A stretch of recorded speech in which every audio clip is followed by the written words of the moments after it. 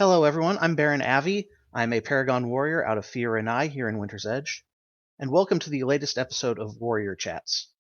This episode today is an interview with Heron, a Paragon Warrior out of Northern Lights, and let's go ahead and do our intros. I'm Baron Heraldor Doormaster, a Paragon Warrior out of the Ever-Living Woods in Winter's Edge.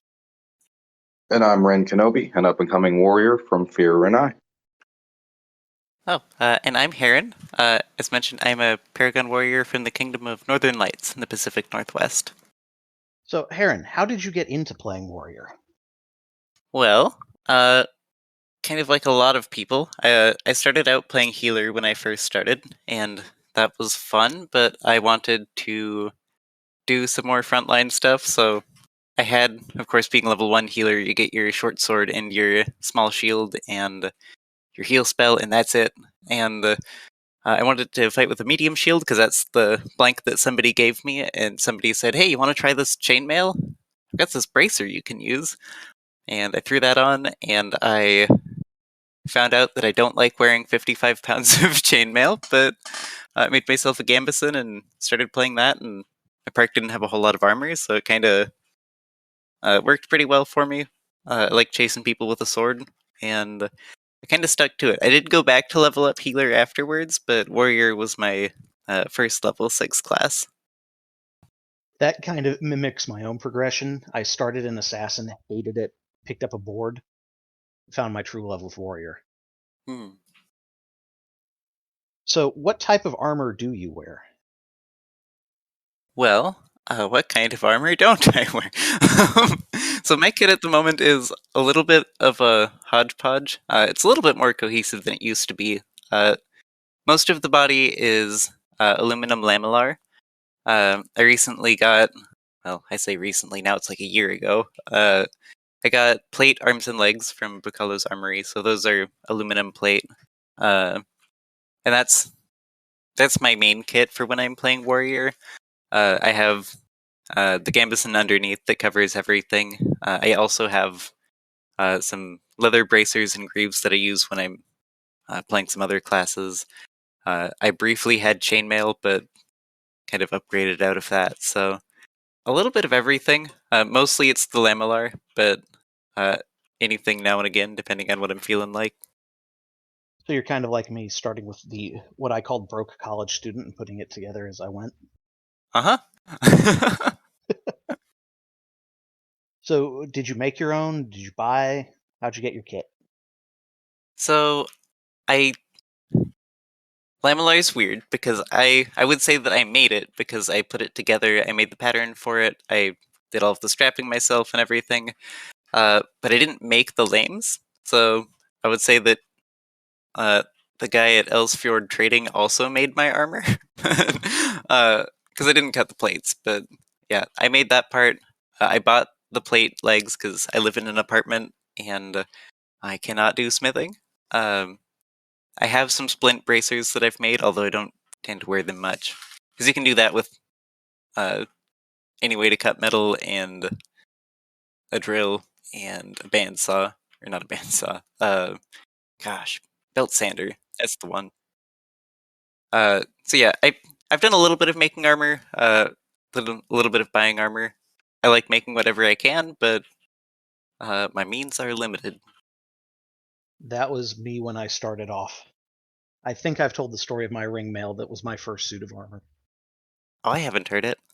Oh, back in the days of V7, there was a type of armor called padded, which was just 4 layers of cloth stitched together. Didn't matter how thick it was.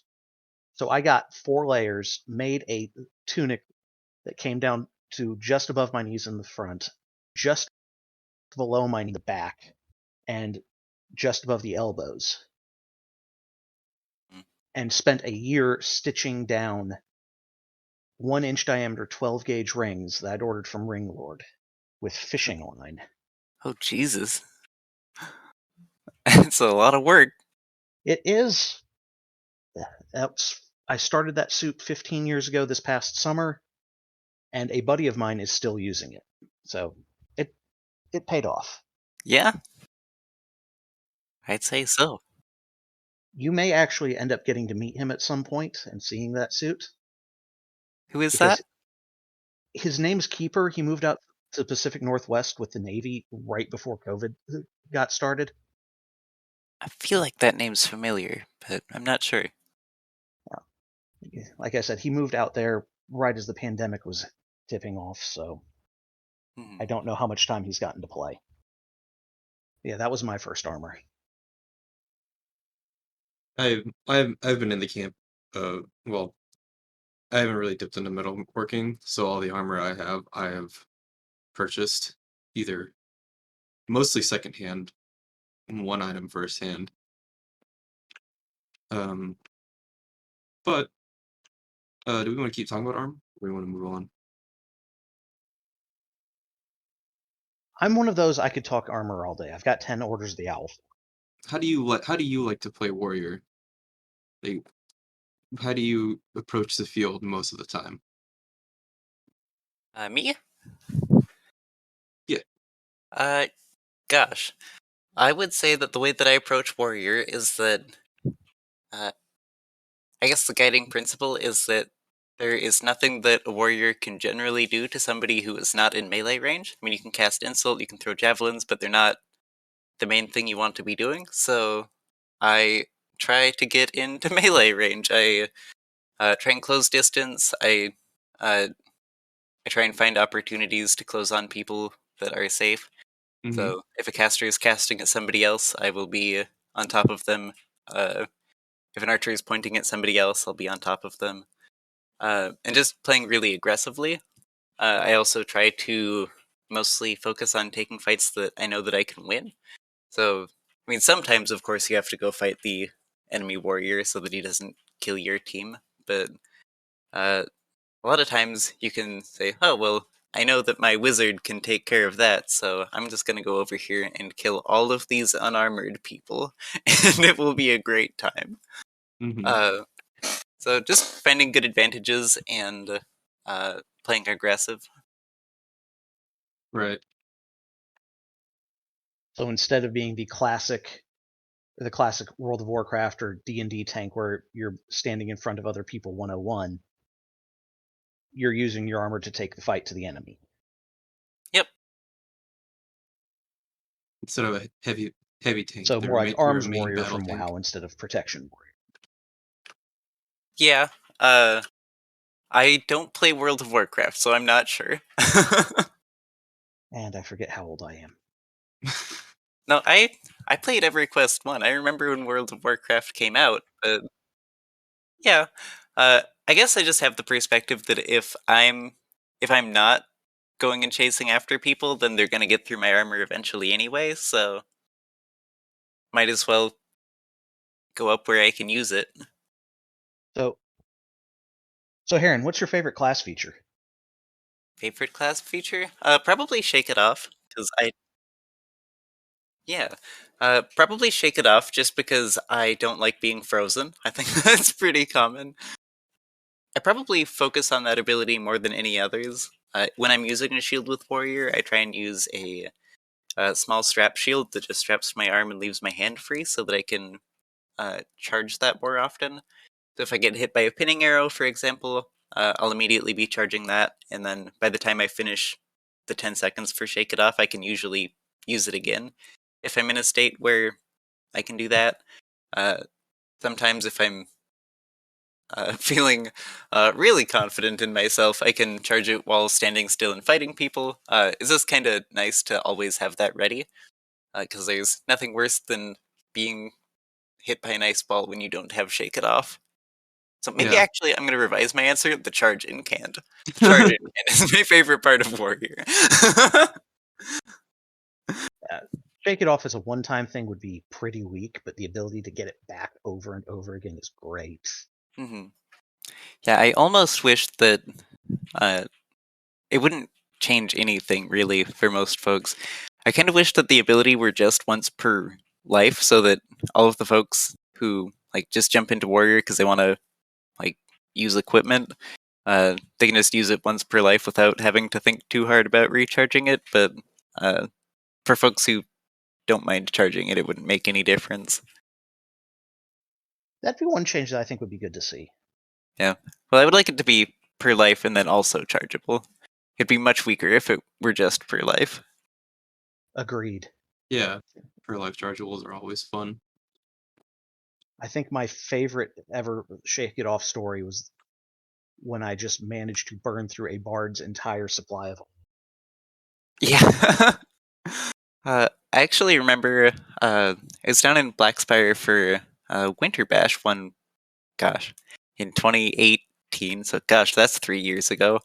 We were doing the 5v5 tournament, and there was this game where we were trying to kill the captain on the other team, and they had a bard as their captain, and our team was situated up on top of a hill with our archer as our captain. So we were trying to defend the hill basically, and they were on the lower area. And just anytime somebody would come up, he'd cast awe, and we'd have to back away. And I was like, okay, you guys defend the hill. I'm just gonna run labs, and I'd run up to him. He'd awe me. I'd run away, use Shake It Off, run back up to him. He'd use awe, and eventually he ran out, and I killed him. Nice. He was Oh, playing that's beautiful. Dervish Bard. He didn't have a weapon, so all I had to do was get close to him. And just stab him. Yep, Stab the caster. yep, and it would not have been possible. Well, I mean, it totally would have been possible if I just had lycanthropy, but since I did not have that, it wouldn't have been possible without Shake It Off. And using it 11 times. Oh my gosh. Oh, lycanthropy is one of those enchantments that's really tough to use as a warrior, I feel like. Oh, yeah, because, I mean, you can't, I guess after the clarification a couple years ago, you can't wear it with armor, so. Immune to command is nice. Not being able to wear your armor sucks. Yeah, that would. Especially since you can't partner AA with it. Yeah. Honestly, if I'm playing a game where I know I'm going to be up against a lot of bards, lately I'll play. I'll play warrior sometimes anyway because I like it. But if I'm like really tryharding, I'll probably play bard or paladin to just like get up in that bard's business. But it's playable as a warrior. You just have to run around a lot and use Shake It Off a lot, or go fight someone else. We don't have a Doesn't. whole Go ahead. we don't have a whole lot of bards in our local meta. Yeah. We've got a couple of like really skilled bards, but they're the only ones I can think of in terms of playing Bardic Kingdom stuff. Yeah, I think they really shine if your kingdom does a lot of like point control games or like escort things where you're trying to defend a specific location because they're really good at controlling where people are standing. If you're just playing games where the objective is mostly to kill the other team or to like run an objective really fast and it's kind of everywhere, I don't think they're as good because they're not really good at killing people. They're just really good at making people stay away from them. Right, they're a crowd control class rather than a damage dealer class. Mm-hmm. I think my favorite bard to have around when I'm doing anything is a battery bard, but Gosh, every time I play Bard, somebody comes up to me and is like, can you give me confidence or one of the other ones that I forget the name of? I'm like, gosh, sorry, I'm actually cosplaying a warrior today. I only brought songs and men's. one of the warrior light builds. Yep. What is your favorite enchantment to pick up? Gosh, I mean, Ancestral Armor is of course really handy. That one comes pre-packaged. So it depends. I think that Golem on its own is just a really good one, mostly for the effect of making Ancestral Armor stick around. Making that persistent is really nice. Sleight of Mind is a really nice enchantment to have because usually you find a lot of these situations where you start doing really well on the field and then you notice that the other team's like maybe nudge their wizard and say like, hey, can you go dispel her? And then suddenly there's this wizard chasing you around trying to dispel you. So having Sleight of Mind is really nice for those situations because they start dispelling you, and you just close in on them, and it doesn't really matter if they dispel you because they'll die for it. Or a lot of people, like if you just start running at them to hit them while they're casting the spell, sometimes they won't even finish it. So Sleight of Mind kind of opens up that possibility. Pro-Mage is great. I think that it's the strongest one, but it's also like immediate dispel bait, so kind of a balance. I feel like that and Enlightened Soul just both stick a gigantic target on you. Yeah, yep. Yeah, I found it's a little bit harder lately to get enchantments to stick long term. Just funnily enough, because of the scout change making dispel rechargeable. Most of our scouts haven't picked up on using it a lot, but there are a couple that have, where they'll at least be focused enough on it where if you ask them, like, hey, can you use your newly rechargeable dispel to go dispel that person? They'll be like, oh, yeah, I can do that. So, I don't know, using enchantments where you can kind of get a front-loaded benefit of it, where it'll at least last long enough for your team to like win a point or something.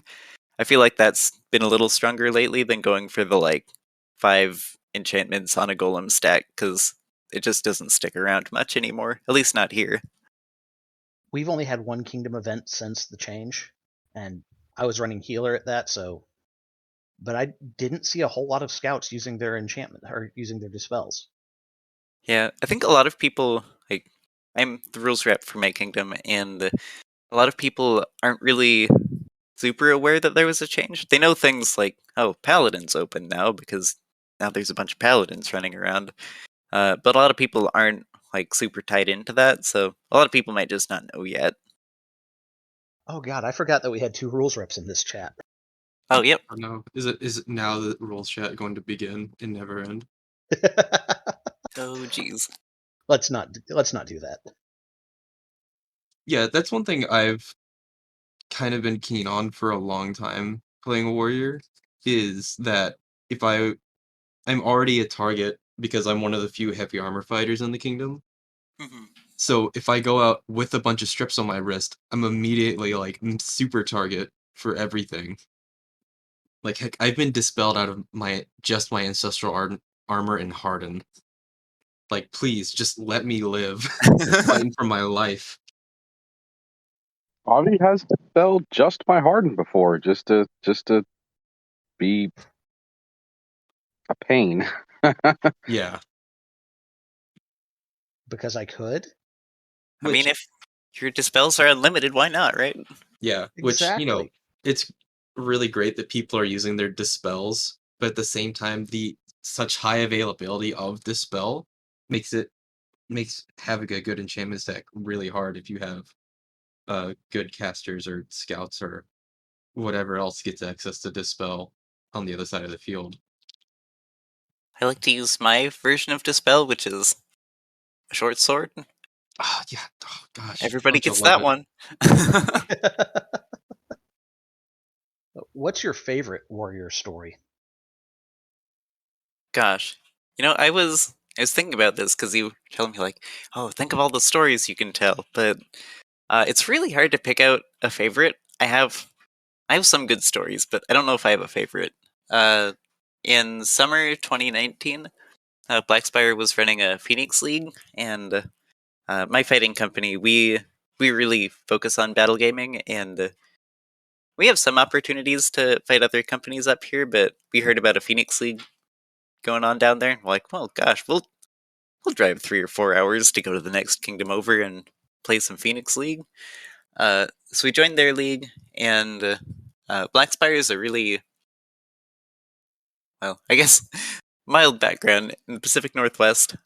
Northern Lights and Blackspire, we're really interconnected. A lot of people have played together for a long time.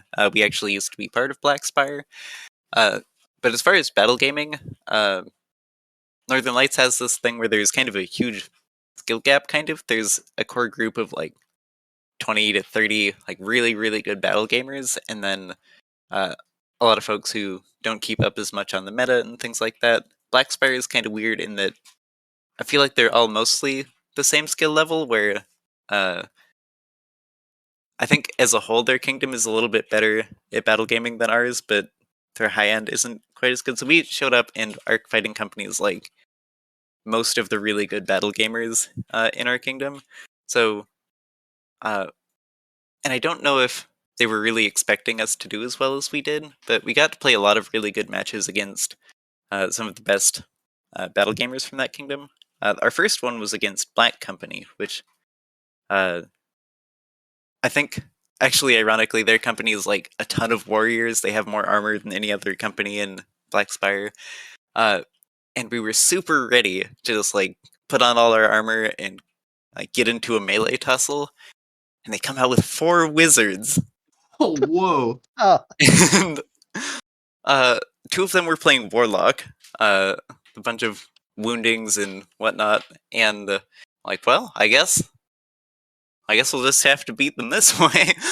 And it was just a really fun match because I went in expecting to like just tussle with some of their warriors who I know had like even more armor than I did. A lot of them have 6-point plate, and I wound up just having to like do some really bananas things. So there's this trick that I came up with a couple years ago. If you know wounding, it does not work on players who are wounded. So if somebody wants to do ravage wounding, obviously, being wounded after being ravaged, you die. But if you start off the round and you cut off your own arm, or you have a friend cut off your own arm, then you cannot die to wounding. I see where I'm going with this. the Ravage Wounding trick doesn't work. Yeah. So they can cast Ravage on you, but you're already basically fragile because you're wounded. So you just cut off your hand, but because you're a warrior, you got a bunch of armor. Your armor still counts on wounded limbs, as long as you're obviously supposed to keep your armor out of combat, but you're not really more vulnerable because of that. You're just like, you don't get your other weapon, of course, but you're up against a bunch of wizards. You don't really need 2 hands to beat a bunch of wizards in melee combat. So I started off a bunch of rounds just arming myself and running up to like go fight with a short sword against a bunch of wizards who were a little bit flabbergasted and like pulled out all kinds of wacky tricks. They were using like pyrotechnics, a whole bunch of those, but of course they can't destroy unwielded javelins. So if you stick a javelin into your shield or whatever, they use pyrotechnics. Like, oh, well, now I'll draw the javelin and kill you because pyrotechnics doesn't destroy that. It's like all of the weird niche things that you don't really think about most of the time until you have to kill 4 wizards. Alright, so Warrior Boot Camp is you get dropped on an island, 6 points of armor, and just a javelin, and you have to survive.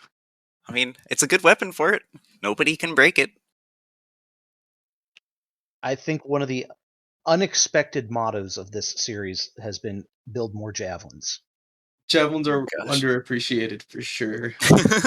I'm looking across my apartment at this red bucket that my partner got that has like 12, 16 javelins in it. Some ridiculous amount of javelins. Because I made a bunch of javelins out of driveway markers, and then he's like, gosh, javelins are fun. I'm going to make a bunch of javelins. And now we have so many of them. Last week at the field, he was playing Paladin and just strapped this bucket to his back, with a dozen javelins in it. He was just running around being an artillery piece. It was hilarious. I need to make more javies. Of course, if I want to be artillery, I just bring out the artillery. Oh yeah, I suppose you could. But then again, bringing out the artillery isn't conducive to playing warrior. That's true. It's hard to be up in melee fighting people in armor and then also working a ballista or whichever piece you decide to bring out. It just means if they approach the ballista, they're not going to get an easy kill. That's true. Yeah, I think people forget about that because armor is real handy for everyone. Like, I see so many archers wandering around with no armor on, and when I play archer, I mean, I've got armor, I'm going to use it, so, like, well, I ran out of arrows, I guess I'm going to go play 2-point armor peasant out there with my 2 short swords. And you can actually be a surprising melee force. It does not take a lot of armor to tip the scales sometimes. Oh no, a ton of the game is designed around people wearing their class's armor, and it's just something we don't see a lot of. Yeah, so many classes can even wear like a gambeson or some like aluminum chainmail or something, but a lot of people don't really want to put the timer money into that, which is fine because everybody's got different investments into the game. But it does make balance a little bit weird sometimes. I can only imagine that when they were making V8, like, oh yeah, casters will be just fine because everybody else has armor. Well, actually, no. I will say this: casters were worse in V7. Yeah, I've heard some stories. I'm on the V9 development team, so I've had a chance to talk to Cord a little bit, who's on the V8 team. He's got some stories about V7 and V6, and gosh. I guess the difference he's talked about a lot, though, is that he used to be a limit on the number of casters you could have on a team. So, One of each caster class per 10 players, rounded up. okay. Huh. So a 10-person team could have 4 casters on it, but they would have to all be different classes. It'd certainly make playing Warrior a little easier. I don't know if there's any putting that cat back in the bag, genie in the bottle, whatever the metaphor is. I don't think anybody's willing to go back to that now because everybody likes playing the class that they want to play. Like, I'd be really surprised if I were to go out for my first time. Like I said, I played healer the first time. Like, well, heal seems really fun. I'm gonna go out and heal people, and then somebody says, "Well, gosh, Jim Bob over here is already playing healer, so I guess you'll just have to pick something else." That would suck. Yeah, that would feel very strange. I came in V7 or at the tail end of V7, like basically played a few months and started playtesting V8 ever since. And so, and yeah, like I don't ever remember that coming up at Park either. It's weird dynamic to think about now for sure. Yeah. A lot of the actual changes that got made in V8 were to try to bring Amtgard, the rules in line with how people were playing. Hmm. And that was a rule that people were quite commonly ignoring, so they got rid of it. It makes sense. I guess we're veering a little bit though. Gosh, what are your favorite stories of playing Warrior? Like, did you have something in mind for yourself when you asked me that question? I told my favorite warrior story back in the insult episode when I tanked that dragon. Okay. What are your favorite stories? You don't listen to the podcast. Yeah, you gave me that playlist, and I clicked on some random one. I forget which episode it was, and I got most of the way through it, and then I got distracted, and now I'm here. Yeah, it's fine. One of my favorite stories was actually one told to me about me because I was just in the moment. We were doing a bridge battle at our, I think it was coronation in spring of 16. Yeah. And there's 3 bridges, and our team was not very able to like get across. We'd get halfway on each bridge and couldn't get a foothold through. Mhm. And I just kind of go like I'm in my heavy armor with a tower shield and a short sword. And I'm like, okay, guys, we're just gonna go. Or I was like, mostly I'm not used to having backup, so I'm like, I'm just gonna go, and whatever happens, happens. So Mhm. I start pushing up the middle bridge, and I kind of get against the right wall, and I'm just throwing shots as fast as I can, trying to get through the person across from me. It was Darth Angel, who was wearing leather armor. And I Mhm. think I either pushed him back far enough or I killed him and punched through that like my team funneled in behind me. And I think I died shortly afterwards, but they funneled in behind me and pushed across the bridge. And a guy watching it told me afterwards how awesome it looked. And I'm like, yes, Gosh, that's back up finally. I love that because there are so many times playing this game where you're like, okay, on the count of 3, we're gonna go, and then on the count of 3, you go, and everybody else just lets you die. Oh, that's just my life. But recently, like a lot of what people have told me about playing with me on the field is that I'm just a huge morale boost, and I don't even know what I do. They're just like, "Oh, Geralder's here. We can do it." I'm like, Go. "Yeah, totally." If you believe it, you can achieve it.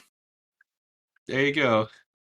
I actually found, I was looking for it in my camera reel here. It's from forever ago. gosh, I'll post it in Manatee Cove, the right place? That'll work. Okay. Yeah, Manatee sure. Cove is the right place for everything. Okay, great. So I got this picture from one of the 5v5 tournaments we did in Northern Lights, where my company's A team and our 1 team met in the semifinals. We don't really do A and B teams. We're just like, oh yeah, we'll just make 2 kind of even teams. And this was from near the end of one of the matches, where I was the last person alive on my team, and I still had my true grits, and they didn't actually have a way of getting me out of it very easily. So they're using Shake It Off, and I think this is the one like right before I like rolled forward and away. So I caught most of those shots on my legs, which still had armor on them, and I had Phoenix Tears, so armor comes back up. I love Phoenix. I love it. Tears. Like actually getting your armor back when you die is great. But I rolled away and like, if I'm remembering right, I got the guy in front of me's legs, the bard there, and managed to get up and start running around. We still lost, definitely, but I was like, well, I guess I'm using True Grit and trying to 1v5 this game, and it didn't work, but it was really memorable. And just like standing there, like yelling out my count, like, gonna try my best. That's a great story. That is a really good story. Yeah, I think one of the things with you being a morale boost, Geralder, is you've got a lot of presence. Winter's Edge has a very low armor meta, and someone with that much kit is very noticeable. Oh, I've noticed I'm very noticeable. Don't worry about that. Actually, talking about getting frozen, I was talking about it to somebody, and they're like, "Geralder, what are you?" And I'm like, "I am a meat popsicle.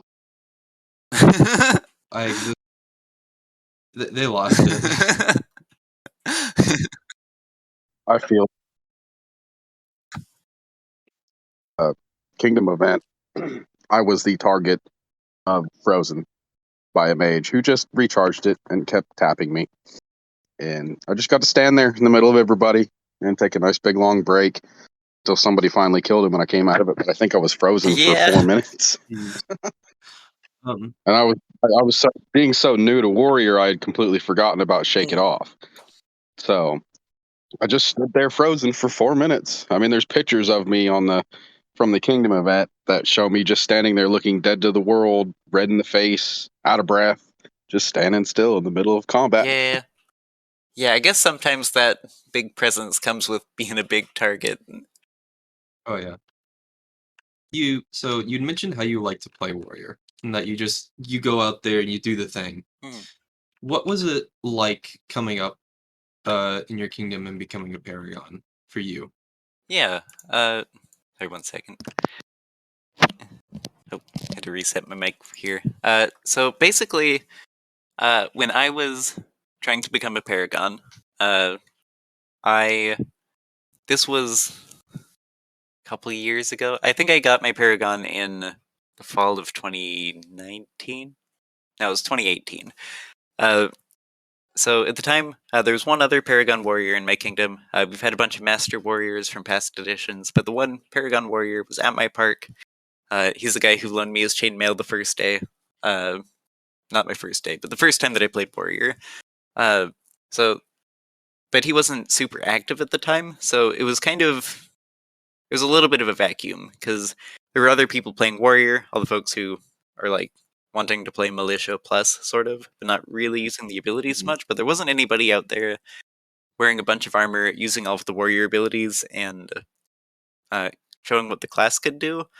So, I wound up being kind of unique on the field a lot of the time, because we have a bunch of barbarians and scouts and things. But I put together my Lamellar, and I immediately became really visible just because of that. Like, as soon as somebody wears more armor than just chainmail, they immediately become really noticeable, I think. So there was a little bit of that, and then I just started going really hard on finding all of the weird stuff. this was the time when I was on the rules clarification board a lot. Like, how exactly does Shake It Off work? Does it work this way? Can you pyrotechnics a javelin? And just finding out all of the little advantages that I could eke out. And um, I think a lot of that helped because I was always out there asking questions, pushing the limits of the class. But it was also kind of the only one. Uh, yeah, I wouldn't say I was the only warrior because there were a lot of people, but I was the only one really, really pushing the class. But the biggest part Right. um, of what I think led me to be being a Paragon is I started doing this blog on most Wednesdays for a while called Warrior Wednesday. And I'll link it here. But I was realizing that I was kind of alone playing Warrior. Like, I want to tell all of these other Warriors like how they can be really good at this. So it was not a podcast because I thought blogging was a little better, but um, I talked about all the abilities. You posted this on the. Oh, I'm sorry. yeah, I was Go ahead. posting it in the Paragon Academy, but yeah, I talked about abilities, armor, like what kind of relics you should choose if you have a choice of those. And just like going really into the details. And part of it was educating other people. Part of it was like talking it out so that I would understand the class better.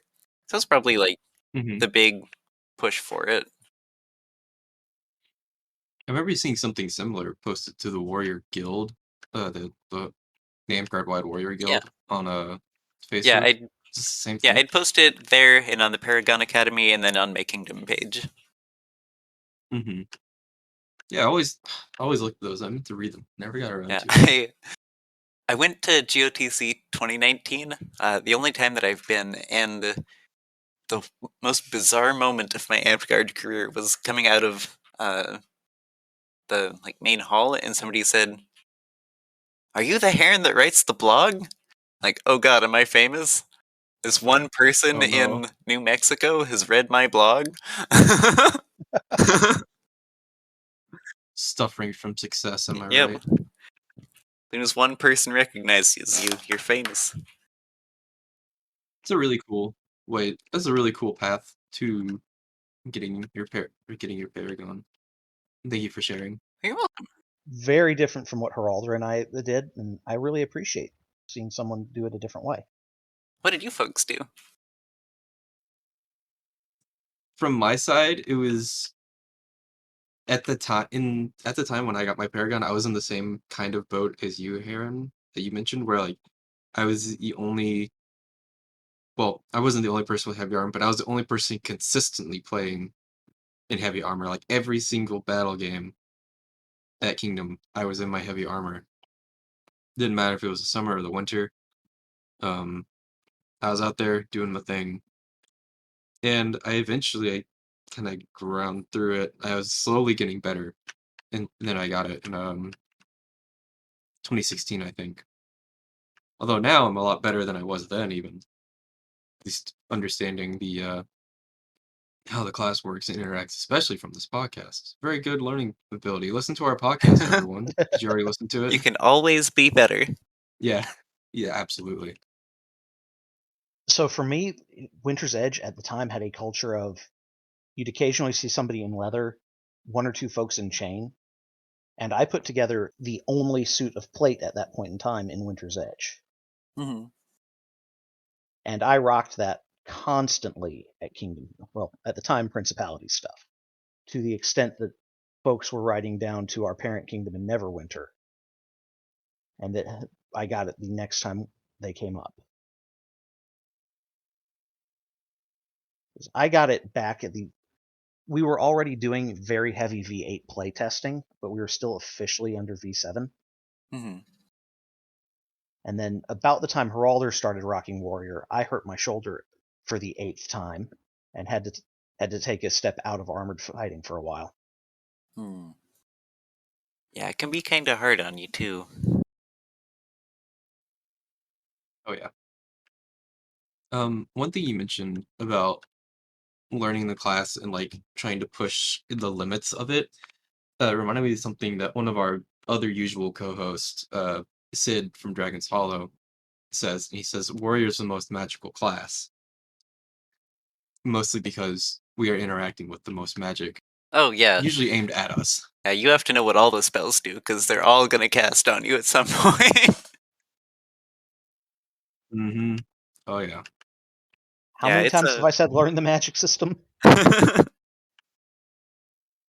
Not enough. I don't know how many times we've said it, but yeah, probably not enough. It's real important. I feel like I've been kind of blessed. You know, if I make Paragon, I've had plenty of people giving me guidance to get there on how to play Warrior better and be better at it. So I'm kind of in a blessed scenario That's there. good to hear. There's advantages to going it out alone and figuring it out yourself, but gosh, it's way harder, and you can learn a lot faster from other people. Oh, man. Yes. Go ahead. Also, you mentioned that you've mentioned some equipment through bits and pieces, like a small strap shield, short sword. This picture you posted, it looks like a So, medium shield. I'm not sure, but just want to. Well, so my point of my question is, what equipment do you alright, like to so use actually, funny normally? story about that. So, it looks like a medium shield, and I know earlier I was like, gosh, I really like using this small shield because it lets me charge things, and I started recommending that to people, and then I realized that doesn't actually work for everybody because I'm tall, but I'm not a wide person, so that small shield looks like a medium because it covers my whole torso. But yeah, that's a max small. My favorite really depends on who I'm up against. I think the small shield and a short sword is a classic. Probably another weapon or two on my belt. Maybe javelins in hand for the beginning of the game. But if I'm up against a whole lot of spell balls and I have ancestral armor, then I'll fight with like a 5-foot glaive is really good for me. You can be really mobile with it, and you still have a reach advantage on most people. Sometimes, if I'm feeling really froggy and just need to hit somebody a lot, I'll go out with Florentine, but it's not really my best fighting style, so I find myself, if I'm fighting Florentine, I have to like actually square off against somebody instead of running around them. And then that slows me down a lot, so I usually prefer to fight with one weapon if I can. See, I found a video. It's not totally complete, 'cause I don't have a lot of pictures of my kid. I recently redid my Lamellar compared to that first picture. So this doesn't have the legs, and the gambeson Right. isn't quite finished. But this is what most of my kit looks like now. It looks awesome. I used to have a big a lamellar tasset that covered like the whole front of my left leg because of the way I would square up before I got It's pretty plate good. legs. Yeah, just armoring your lead leg does so much. Oh man, it did so much. The only issue was I didn't have knee guards, Oh so yeah. they just hit my Yeah, knee something I pad. tell people a lot is that your armor is only as good as its weakest point, and there was a little bit where before I got my plate legs and before I made some like gambeson pant kind of things, uh, my armor basically only came down to my knees, and I never got legged more than that period of time because people would say, "Oh, well, she's got like 5 points everywhere else. I'm just gonna swing at her legs," and I would literally have assassins diving at my legs, and I'm like, "Gosh, this sucks ass." Yes. Oh my gosh. When I got a chain shirt, I had a chain shirt, my plate cuirass, leather greaves, leather bracers, and that I got that at the Friday night at an event. The whole weekend, I was getting my elbows and knees sniped. And I was like, this is Yeah. ridiculous. Why is this happening to me? Venom and an open spot on my thigh, and I was just instantaneously dead, even with my armor everywhere else. I just had a small spot on my thigh that was open, and it just kept getting sniped. I know that feeling. I've been running AP a lot lately, and Ren has taken to sniping me on my forearms because I wear my light kit rather than my full suit of plate. Yeah, I've been wanting to make a light kit, but I think that whatever I make is gonna have a gambeson jumpsuit underneath it because I do not like getting sniped. So you see this gambeson here. I've got the pant kind of things here. Here's a better picture from around Halloween. I was playing a bird monster of some kind. But basically, the arms just point to the gambeson. It just has 100% coverage underneath that. And ever since switching to that, I cannot go back because you just don't have to think about where people are like throwing their shots. Like you don't have to think about an arrow hitting the inside of your elbow because it's just arm. It's all covered. I know that's probably a lot harder in Winter's Edge is southeast, just north of Southeast Florida. minus Florida. Yep. Yep. Okay. Southeast. Yeah, I've heard that it's a little bit harder to wear a gambeson there a lot of times because of how hot and humid it is. Having lived in both places, it's Sometimes a lot it's hotter just here, soup. and the humidity is awful. Mm-hmm. I've heard some folks talk about, like Raven the Swift does this, where he takes like that micro mail, the ring mesh, and points his armor to that, and it breathes a little bit better.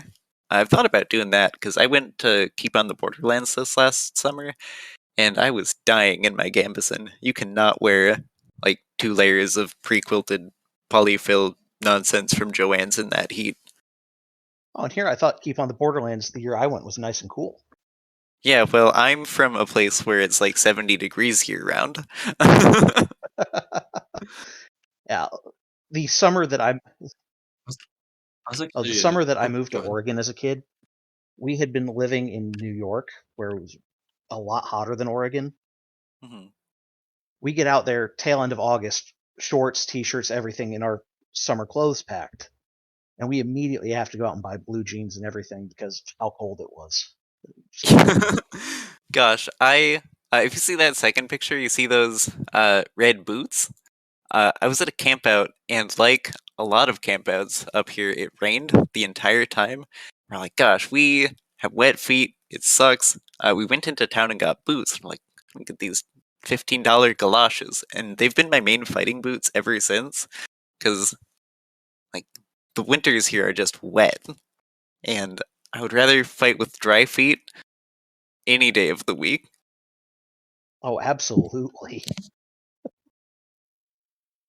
People are Wet like, well, feet suck. yeah, people are like, gosh, how can you fight in those? I'm like, how can you not fight in these?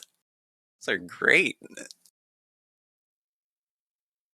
Gosh, I've been meaning to visit some more kingdoms. I want to go to like Texas and fight in some of their events sometimes, but I really need to get my kit ready for that. Because I'm sure it's going to be just like going to Keep this year up in Indiana, where it is hot and sweaty and will not want to wear that gambeson. So That's actually something I had talked about with someone else. Like, you can't just buy a like genuine gambeson with like all natural fibers Mhm. because it's wicked expensive, and then you don't sell it at the store because they have all the plastic polyester stuff that doesn't Mhm. isn't a natural fiber, doesn't breathe. So like, I wonder what an authentic gambeson would have felt like to wear that wasn't full of, Yeah. it's not full of Well, plastic, the basically. funny thing is, I made this gambeson as like a pattern piece because I was like, I'm gonna make this one, and then I'm gonna model a linen and flax batting one after it, and I'll get around to that at some point. But it is expensive. I think it'll be good. It should breathe a lot better, but the polyfill is just probably a no-go for a lot of places. Absolutely. Ren, you were gonna say something? yeah, I was going to say, I think Geralder and Avi, both of you guys saw my ice vest that I purchased. Yes. So I went online and looked for cooling vests to wear underneath of the gambeson and found one that you essentially freeze ice packs. So I wear an undershirt, and then in the summertime I throw that ice vest on and then put on my gambeson. And I think at the Kingdom event I almost died at. I wore that ice vest for I think I was in my armor for almost 2 hours.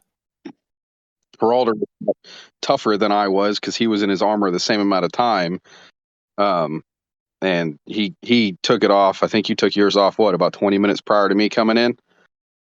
Maybe. That ice vest actually kept me decently cool underneath of that gambeson. So it was just a kind of a thought process I had about trying to find a way to cool underneath of it in the hot summer heat, since I was going to play Warrior and Gambison up. And now that I've acquired Well, Gambison legs, I'm feeling like it's going to be a little worse too. Less So ventilation. yes. One thing to note, Ren, is I think you had a black Ooh. Gambison. yes, Yes. Mine's red, and my black cuirass I had covered with a tabard. So I was not absorbing as much heat from the sunlight, which I don't know how significant of a factor that is, but I think it's definitely something to consider. Because I've thought about, like, oh, I could paint my armor black and it would look super cool, and then it would Yes, make it me would. alive. That's why I keep my armor in the white. thought about I thought about picking up white Gambison, and like in the winter times I would switch to the black so I would stay warmer when I fought, and then switch to white in the summer times. So it's a process too, because after buying this Gambison, I figured out that it's a little Mhm. tight in my shoulders. And wearing it it's a little restrictive, but so the next time I buy a Gambison, it'll be probably a slightly larger one made of white material. So Yeah, so something that I do to keep cool is if it's hot and sweaty in the summertime, I'll usually just like dump a bottle of water over my shoulders.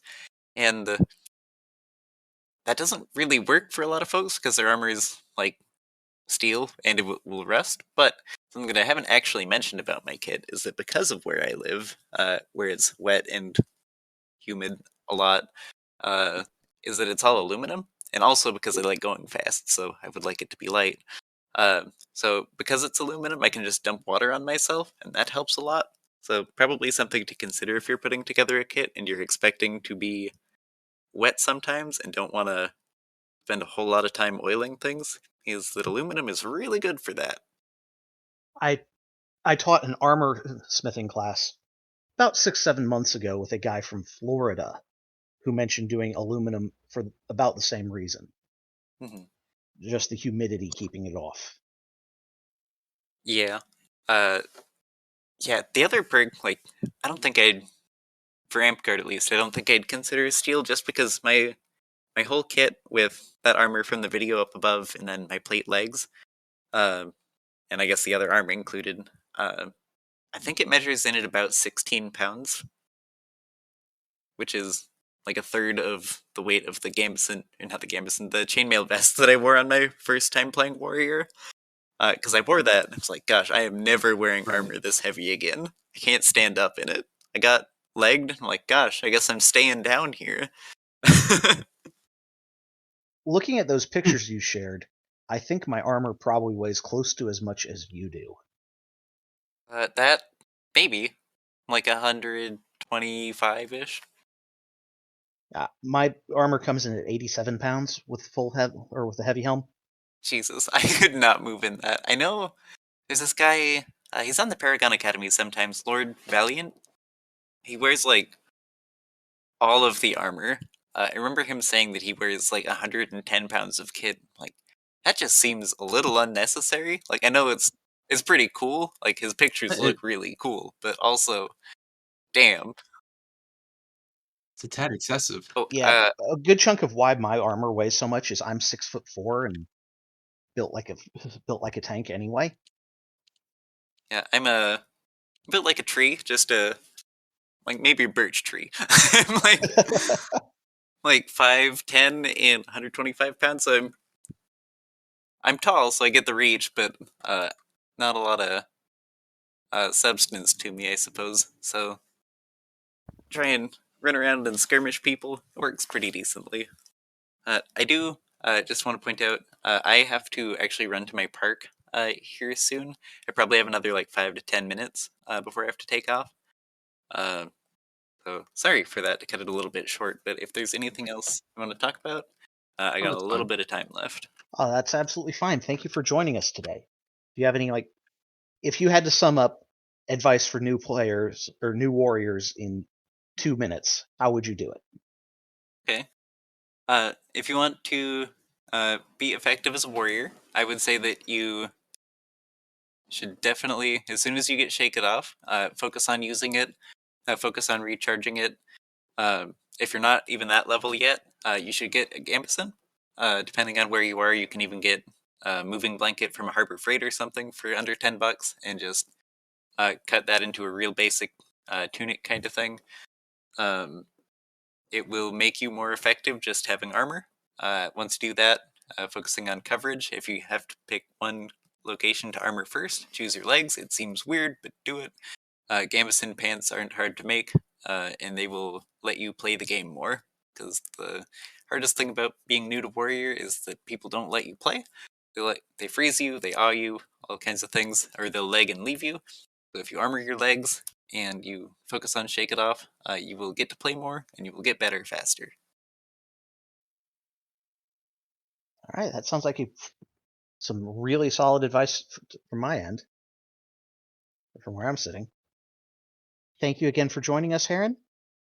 You're welcome. It was good to be here. Yeah, thanks for coming. Our next episode will be on ancestral armor, and I'll catch everybody in the next one. Tune in for it. All right, bye. Bye. Bye. Bye. Hey guys, real quick, I need to go ahead and make a correction to a previous episode. During our episode where we interviewed Edler von Rom, I had said that Ambulant could not be cast on the move. I was incorrect on that. It can be cast on the move. Thank you to Squire Mabtick for catching me on that. Catch y'all in the next episode.